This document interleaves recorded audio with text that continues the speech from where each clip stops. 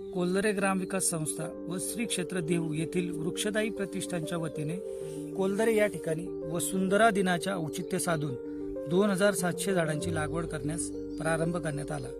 यावेळी घोडेगाव येथील निवृत्त IAS अधिकारी अभिमन्यू काळे व तुकाराम महाराजांचे वंशज हबप शिवाजी महाराज मोरे यांच्या हस्ते पूजन करून वृक्ष लागवडीस सुरुवात करण्यात आली। यावेळी कोल्हरे ग्रामविकास संस्थेचे अध्यक्ष शरद काळे, उपाध्यक्ष गणपत काळे, विश्वस्त रमेश काळे, दिनेश काळे, निलेश दरेकर, सूरज काळे, संस्थेचे सचिव नाथाभाऊ काळे, कोल्हरे गावचे माजी सरपंच आनंद काळे, पोलीस पाटील अमित केवाळे आदी मान्यवर उपस्थित होते।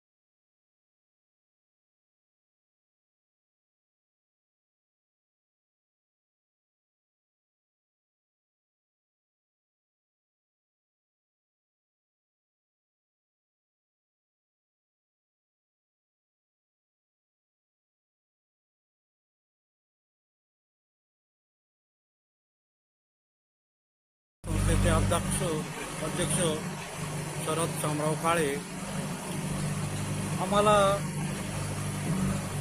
देहू गावातील माननीय हबप श्री शिवाजीराव मोरे जे तुकाराम महाराजांचे वंशज त्यांची संस्था आहे, त्या संस्थेच्या माध्यमातून आणि कोल्हरे ग्रामविकास संस्थेच्या सहकार्यातून दोन्ही संस्था मिळून पर्यावरणाचा ऱ्हास होत चाललेला असल्यामुळं आम्ही आमच्या गावची जिल्हा परिषद शाळा, गावची स्मशानभूमी आणि आमच्या गावचा रानूबाईचा माळ याच्यावर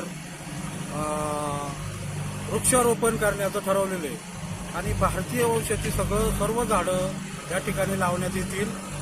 त्या जागेला आम्ही नामदेव महाराज वन बाग असं त्याचं नामकरण करून नामदेव महाराजांचे जे 2700 अभंग आहेत त्यामुळं 2700 झाडांची लागवड करण्यात येणार आहे।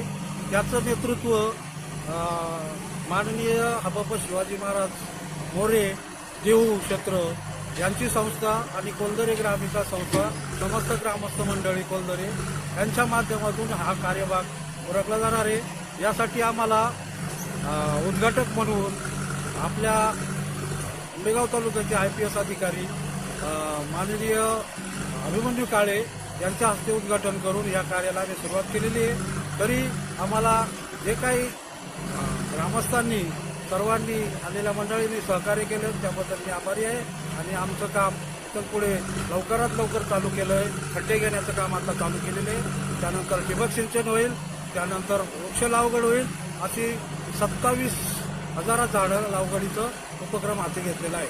धन्यवाद।